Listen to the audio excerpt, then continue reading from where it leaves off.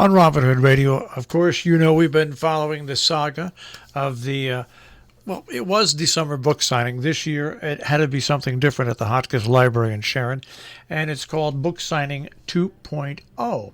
And they have been running these book signings virtually now, and they are a terrific way to connect with authors, find out information about new books that you might not be aware with.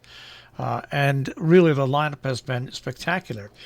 Next up, that we're going to talk about right now here on Robin Hood Radio is we're going to talk with Bill Clegg, and he's a literary agent, and his book is called The End of the Day. And Bill, you're originally from Sharon, right? I'm originally from Sharon, yes, the Ellsworth section of Sharon. Right. And for people who don't know, there are sections of Sharon, and just like there's sections of Salisbury, and the Ellsworth section is most notable. Whenever you go past the Grange, you know you're in the Ellsworth section. That's right. Of Sharon. Well, let's talk a little bit about, before we get to the book, how did you choose the path to become a literary agent?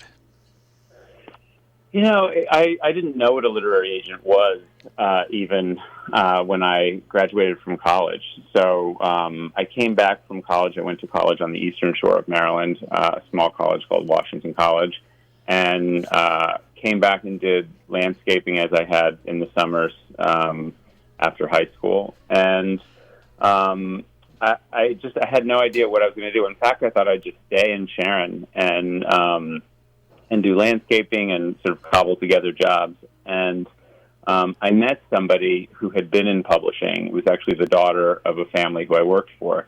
And she had worked at Random House for years and had come back to Lakeville to kind of regroup before deciding what to do next. And we talked about books and we talked about publishing. And she said, you know, you should think about being a literary agent. And it was the very first time I'd ever even heard what that was.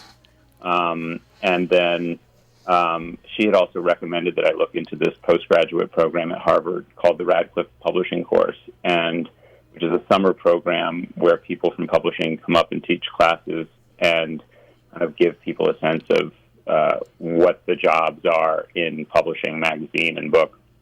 And they had a job there at the end of it, and I was offered a job that day at the end, and it was the first job I was offered. It was a literary agency, and I took the job.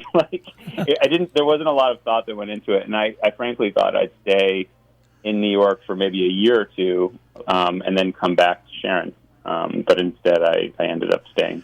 I think that's fun. So when you took the job, you basically probably took it so you could live in the city, right? Exactly. I was curious about publishing, but I really didn't think that I could make a career of it. I didn't really think in those terms at that point. It was more, I'd come into the city from Sharon on the train and gone to, plays and walked around. But living there just seemed exciting, and this was one way to do it. And I needed a job, and so it was pretty, the criteria was pretty small. well, but it opened up a door, and obviously, and when you got the job, when you started the job, did it click right away, or did it take a little while to click? Where, wow, this is something I want to do. It didn't click. I didn't know how to type, and somehow, even going through this program at Harvard, there had been very little spoken about, sort of the basic requirements of sort of the skill set in the office. And this was back when they still, Random House, I knew, still had a typing test if you were applying for a job there. And so my boss, an agent named Kathy Robbins, was very corporate, and I was her assistant, and she did dictation at night at her apartment, and then would come in with the tape, and I would have to write up all her correspondence based on, I would, put little headphones on, and I didn't know how to type. And let's just say I learned how to type very quickly.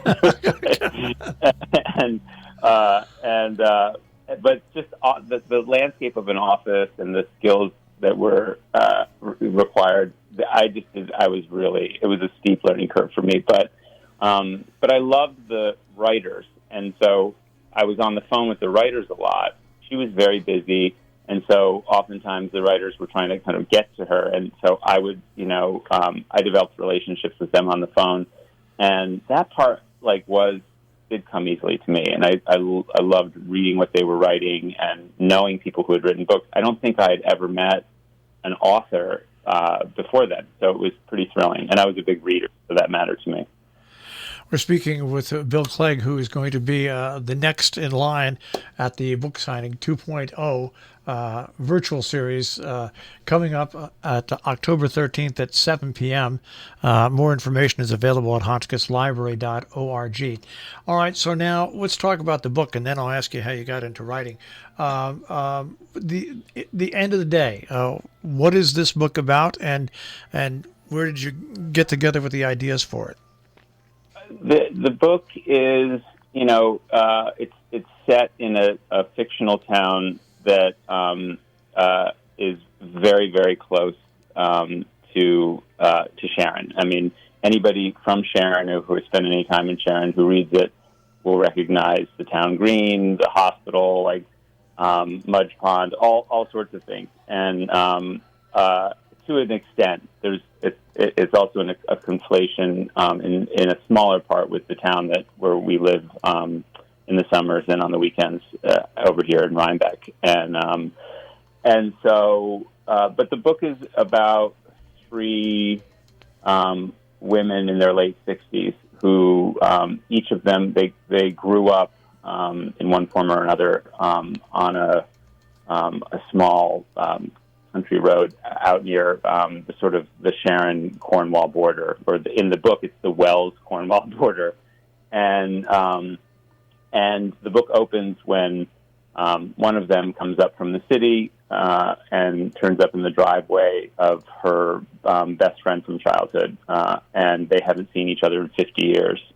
And the third woman is a taxi cab driver in Kauai, and so the book sort of unspools why it is the three of them have not seen each other in half a century, and so that's it. So it's about class, it's about race, it's about friendship and family, and which are kind of the themes that I return to again and again in the things that I write. It seems. So yeah, that's in a nutshell. That's sort of what it's about.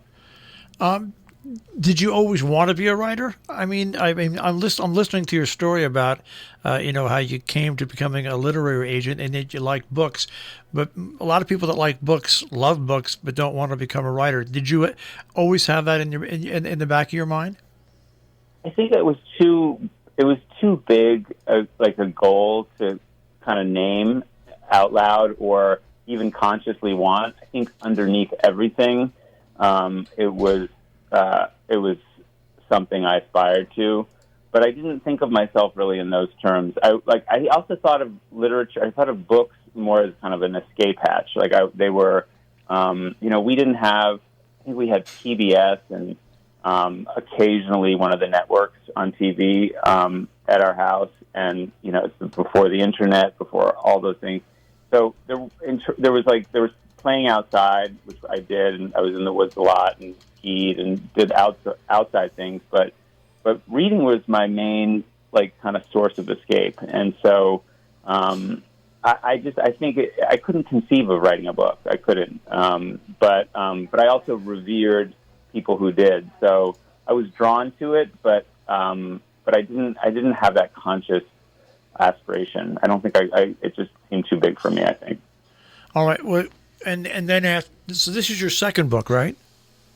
This is actually my fourth book, but it's my second novel. I wrote two memoirs before writing a novel, and so my first novel came out in 2015. It was also set in the fictional town of Wells, which is really a kind of a slightly altered version of Sharon, Connecticut. So obviously now, are you, along with being an author, are you still that literary agent, or which has one taken over more than the other? I'm in the main. I'm a literary agent. I have my own agency in New York, and although the office on Fifth Avenue and 20th has been empty since March because all of my employees and I are scattered across the country. And so, yeah, I'm primarily a literary agent. It's kind of how I identify, and I don't think I would want to write only.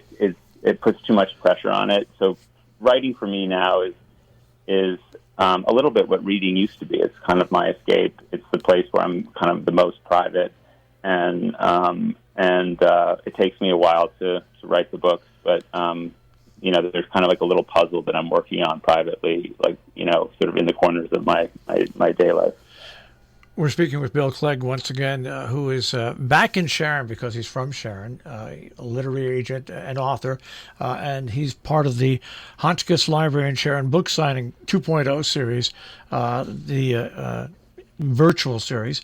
It's happening Tuesday, October 13th at 7 p.m. More information at the hotchkisslibrary.org on the web, hotchkisslibrary.org. Also, when this interview is over, we'll have it up on our on-demand site. If you go to that, robinhoodradio.com, click on interviews and the interview with Bill, we have a place where you can click on and you can find out the ticket information and more.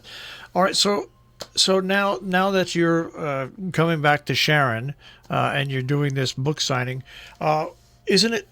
When did you switch over? This will be my last dumb question, okay? But when did you switch over to become, your own business? You're the literary agent. You work on your own. I mean, how long did it take you? And was that a scary moment or just a moment of great relief doing it for yourself? It's kind of a longer story, but I worked at that first job. I stayed for, really break it down. I think I was there for 8 years, and I started a business with a partner, and then this is the subject of my first memoir. I then had to get sober, and so I left book publishing for a year and got sober. And then I came back and worked I worked for a big company called the William Morris Agency, which became WME.